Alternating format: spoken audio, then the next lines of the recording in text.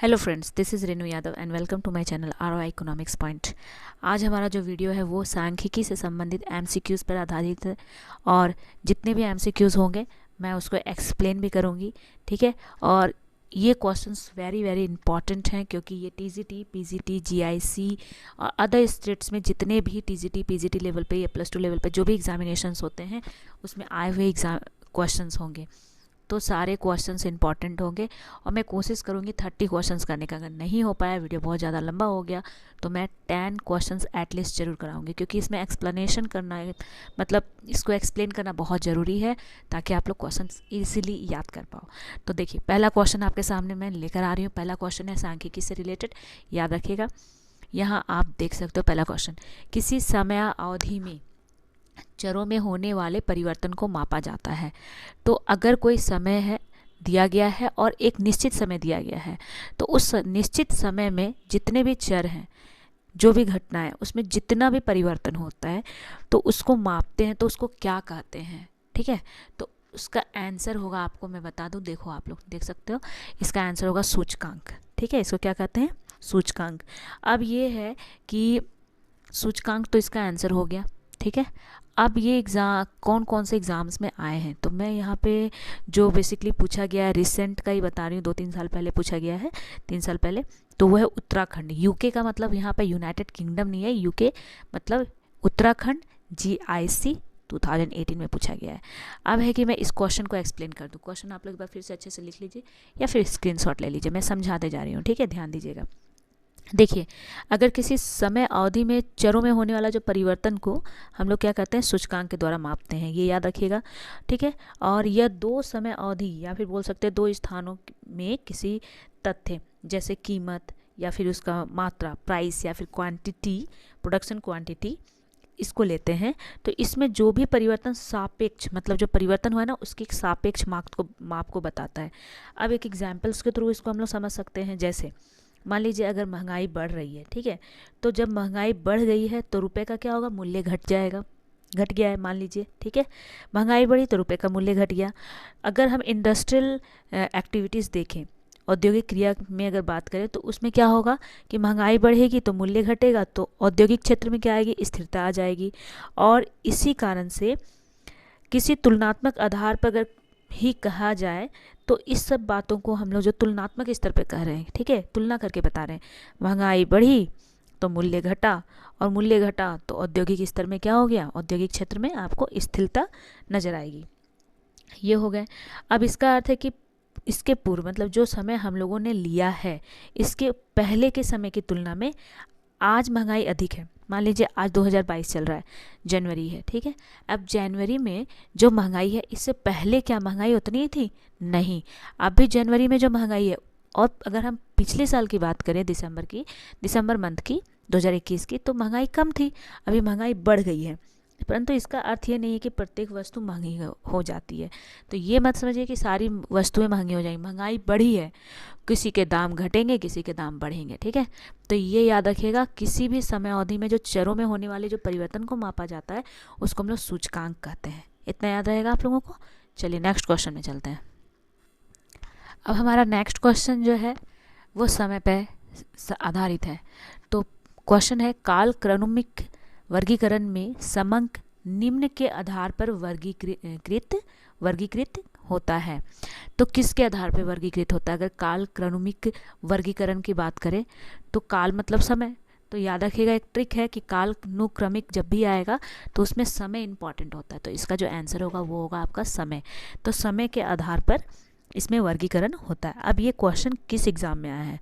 अभी मैं जो भी क्वेश्चंस करा रही हूँ याद रखिएगा, ये उत्तराखंड, ठीक है, GIC exam, Uttarakhand GIC exam जो है उसमें आया हुआ ये क्वेश्चन है, याद रखिएगा। और ये कब आया है? तो ये जो एग्ज़ाम हुए थे 2018 में। ठीक है, देखिए मैं वर्ड्स भी यहाँ पे लिख दे रही हूँ ताकि आप लोगों को आसान लगे कि हाँ ये क्वेश्चन थोड़े ऑथेंटिक लगेंगे, क्योंकि आप लोग कहीं से भी पीडीएफ डाउनलोड करोगे तो ये क्वेश्चन जरूर उसमें मिलेंगे। ठीक है, तो ये क्वेश्चन को आप अच्छे से लिख लो, मैंने आंसर बता दिया, इसका आंसर होगा समय।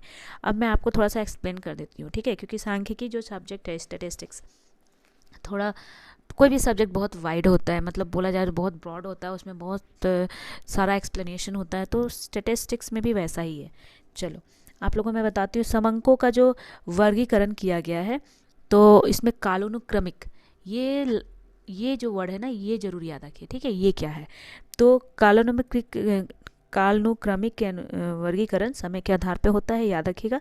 तो इसमें कौन कौन से काल, मतलब कितने तरह की श्रृंखला है, तो पहला है काल श्रृंखला, ये याद रखिएगा। दूसरा है अनुप्रस्थ आंकड़े, ठीक है, अनुप्रस्थ आंकड़े।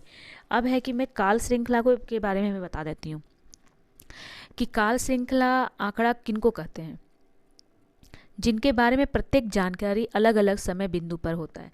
मतलब अगर हम लोग इस आधार पे आंकड़ों का वर्गीकरण करते हैं तो प्रत्येक जानकारी अलग अलग समय बिंदु पे होगी, ठीक है।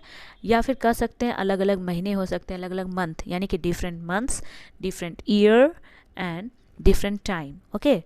तो अलग अलग समय पर, अलग अलग साल, अलग अलग महीनों पर होती हैं, तो उसको काल श्रृंखला हम लोग समंक कहते हैं। अब दूसरा आता है अनुप्रस्थ आंकड़े। देखिए, अनुप्रस्थ आंकड़े वे आंकड़े होते हैं जिनका प्रत्येक मान एक ही समय बिंदु पर हो। अनुप्रस्थ मान क्या होता है, उसमें एक निश्चित समय होता है और उसी एक ही मान, मतलब जो मान होगा एक ही समय पर होगा, ठीक है। तो उसमें जो टाइम होगा वो कांस्टेंट होगा, ये याद रखिएगा, ठीक है। तो ये था आपका 2 क्वेश्चन पूरा एक्सप्लेनेशन के साथ। आई होप ये दोनों क्वेश्चन आपको समझ में आ गया होगा, तो आप लोग इसको आराम से लिख लो। चलिए आगे, नेक्स्ट क्वेश्चन है क्वेश्चन नंबर 3। अब हमारा जो क्वेश्चन है आप इसको ध्यान से देखना, ठीक है। देखिए, मैं आपको बता रही हूँ कि ये जो क्वेश्चन है बहुत शॉर्ट क्वेश्चन है, बस थोड़ा सा आपको याद रखना है कि डैश अपकिरण की सापेक्ष माप है। तो अपकिरण की माप जो सापेक्ष रूप में की जाती है, किसके द्वारा की जाती है, तो ये जो आंसर होगा इसका होगा विचलन गुणांक, ठीक है, विचलन गुणांक, इसको याद रखिएगा, स्क्रीनशॉट ले लीजिए। अब है कि ये क्वेश्चन किस एग्जाम में पूछा गया है, तो देखिए मैं आपको बताती हूँ, ये जो क्वेश्चन पूछा गया है मैं इसको लिख दिया है मैंने, यहाँ पर आप देख सकते हो, राजस्थान टीजीटी 2015। देखिए, मैंने कहा है कि जो भी मैं क्वेश्चन कराऊंगी ना वो टीजीटी, पीजीटी, जीआईसी जो भी एग्जामिनेशंस होंगे उसमें आएंगे, ठीक है। तो इसको नोट कर लीजिए क्वेश्चन को। अब है मैं इसको एक्सप्लेन कर देती हूँ कि अपकिरण की जो सापेक्ष माप होती है कौन कौन सी होती है, किस तरह से की जा सकती है। तो पहला मैं बता रही हूँ, पहला है कोफिशिएंट ऑफ रेंज, दूसरा है कोफिशिएंट ऑफ क्वांटाइल डेविएशन, तीसरा है कोफिशिएंट ऑफ मीन डेविएशन, और चौथा जो आपका फोर्थ है कोफिशिएंट ऑफ वेरिएशन। इसको आप लोग पॉज करके आराम से कर सकते हो। कोफिशिएंट ऑफ रेंज, ठीक है। उसके बाद दूसरा है कोफिशिएंट ऑफ क्वांटाइल डेविएशन, तीसरा है कोफिशिएंट ऑफ मीन डेविएशन, और लास्ट जो है कोफिशिएंट ऑफ वेरिएशन।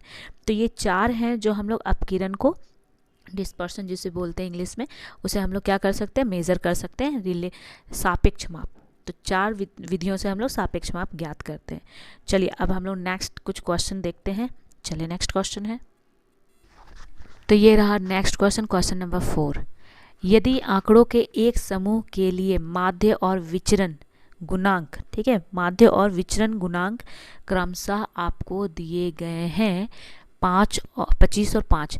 तो यहाँ 25 जो है आपका माध्य है और ये जो है आपका 5 यानी कि 5 वो विचलन गुणांक है। तो आपको क्या ज्ञात करना है, मानक विचलन ज्ञात करना है। मानक विचलन यानी कि स्टैंडर्ड डेविएशन आपको निकालना है, ये याद रखना, ठीक है।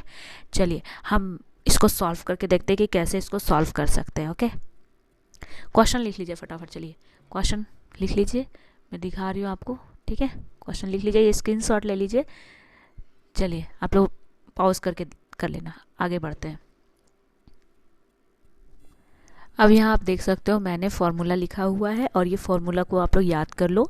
विचरण गुणांक जो है हम लोग कैसे निकालते हैं, ठीक है, कोवेरिएशन जिसको हम लोग बोलते हैं विचरण गुणांक, इसको हम लोग कैसे निकालेंगे, तो कोफिशिएंट ऑफ वेरिएशन, इसको आप लोग याद रखना। तो इसका फॉर्मूला जो है स्टैंडर्ड डेविएशन बाय, ठीक है, standard deviation by mean into 100, यानी कि आपका जो है स्टैंडर्ड डेविएशन, इसको हिंदी में बोलते हैं मानक विचलन, एस टी इजिकल टू मानक विचलन, और एक्स बार जो दिया हुआ है वो आपका माध्य है, ये आपका माध्य है, याद रखिएगा। उसको अगर हम लोग 100 से गुना कर दें तो क्या हो जाएगा आपका विचलन गुणांक निकलेगा। इसी को मैंने एक फॉर्मूला में शॉर्ट तरीके से लिखा हुआ है। चलिए आगे हम लोगों को निकालना क्या है, स्टैंडर्ड डेविएशन, हम लोगों को ये निकालना है। तो ये निकालने के लिए इसका फॉर्मूला लिखना तो बहुत ज़रूरी हो जाता है। तो हम लोग इसका फॉर्मूला कैसे लिखेंगे, मैं आपको फॉर्मूला लिख रही हूँ, आप लोग ध्यान से देखो। S D is equal to, यानी कि standard deviation is equal to, जो आपका फॉर्मूला होगा वो हो जाएगा सी वी यानी कि आपका हो जाएगा कोफिशिएंट ऑफ वेरिएशन इनटू आपका एक्स बार यानी कि माध्य। ठीक है, अब इसमें क्या करना है हम लोगों को, जो 100 है वो आपका नीचे आ जाएगा। ये फॉर्मूला होगा आपका स्टैंडर्ड डेविएशन निकालने का। ठीक है, इस तरह से स्टैंडर्ड डेविएशन निकाल सकते हैं। तो फॉर्मूला हम लोगों ने लिख लिया है। अब हम लोगों को करना क्या है, अब हम लोगों का काम है आगे फार्मूला में वैल्यू को पुट करना। तो हम लोगों को वैल्यू क्या दिया हुआ था, जो आपको मैंने बताया कि CV का वैल्यू जो दिया हुआ है क्वेश्चन में 5 है। तो हम लोगों ने क्या करना है, यहाँ पे 5 लिख लेना है। और आपका जो मीन दिया हुआ है वो दिया हुआ है 25। ठीक है, और आप यहाँ पे लिखते जाओगे एस टी मतलब स्टैंडर्ड डेविएशन यानी कि मानक विचलन जो आपको ज्ञात करना है। ठीक है, अब यहाँ नीचे 100 हो गए। हम लोगों को अब इसको सॉल्व करना है। तो हम लोग सॉल्व कैसे करेंगे, तो ध्यान से देखिए। 25 1 जा 25 हो गया, 25 4 जा कितना होता है, 100 होता है। ठीक है, तो क्या बचा आपका रेस्ट 5/4। ठीक है, अब हम लोग क्या करेंगे ना, 5/4 आया तो आप इसको डिवाइड करोगे 4 से 5 को, तो आपका आएगा 1.25। ठीक है, ये आपका फाइनल आंसर होगा। तो इस तरह से ये क्वेश्चन हम लोग इजीली सॉल्व कर सकते हैं। आप लोग एक बार स्क्रीनशॉट ले लो, मैं दिखा देती हूँ फटाफट। चलो रुक के आप लोग आराम से मैथ्स बना सकते हो। इसमें क्या करना है, 4 से, आप लोग कंफ्यूज मत होना, 4 से 5 को डिवाइड करते हैं तो इतना आता है। ओके, नेक्स्ट क्वेश्चन है हम लोगों का क्वेश्चन नंबर 5। तोरण वक्र खींचा जाता है डैश की सहायता से। अब है कि तोरण वक्र को इंग्लिश में क्या बोलते हैं, पहले ये जान लीजिए, क्योंकि बहुत सारा हिंदी वर्ड जो है ना वो याद करना पॉसिबल नहीं हो पाता, या फिर बोल सकते हैं बिल्कुल याद नहीं रहता। तो तोरण वक्र को बोलते हैं ओजाइव कर्व। अब है कि इसको जो हम लोग बनाते हैं तो इसको किसकी सहायता से बनाते हैं, तो मैं इसको बता दूं, इसको जो हम लोग बनाते हैं संचयी आवृत्ति वितरण से। ठीक है, यानी कि कम्युलेटिव फ्रीक्वेंसी से हम लोग इसको बनाते हैं, इतना याद रहेगा। अब है कि ये जो क्वेश्चन आया हुआ है कौन से एग्जाम में आया हुआ है, तो ये भी याद रखिए। ये जो क्वेश्चन आया हुआ है उत्तराखंड GIC 2018 में आया था ये क्वेश्चन। अब आगे है कि मैं आपको बता दूं कि जैसे आप लोग ओजाइव कर्व तो पढ़े होंगे, पर संचयी आवृत्ति क्या है ये मैं आपको बता देती हूँ। ठीक है, कि इसको हम लोग कैसे, कम्युलेटिव फ्रीक्वेंसी जो है वो क्या है, उसका डेफिनेशन क्या है, तो मैं बताती हूँ, ध्यान से सुनो आप लोग। संचयी आवृत्ति जो है उसको इंग्लिश में बोलते हैं कम्युलेटिव फ्रीक्वेंसी। ठीक है, कम्युलेटिव फ्रीक्वेंसी यह आवृत्तियों का योग होता है, जितने भी फ्रीक्वेंसीज दी गई हैं उसका योग होता है, जोड़ होता है। तो सारणी में जो भी आवृत्ति दी जाती है उसको 2 प्रकार से हम लोग क्या करते हैं, ज्ञात करते हैं। एक तो ऊपर से नीचे या फिर नीचे से ऊपर, 2 टाइप से। ठीक है, याद रखिएगा, एक तो ऊपर से नीचे हम लोग जोड़ते हैं या फिर नीचे से ऊपर जोड़ के निकालते हैं। ठीक है, तो इस तरह से कम्युलेटिव फ्रीक्वेंसी निकाला जाता है। अब ये है कि जो आवृत्ति का जो योग यानी कि जोड़ किया जाता है, तो ऊपर से लेने पर जो भी प्राप्त संचयी आवृत्ति आप लोग को एक क्रम में मिलती है। ठीक है, इसे वर्धमान या फिर आरोही बढ़ते क्रम में बोलेंगे।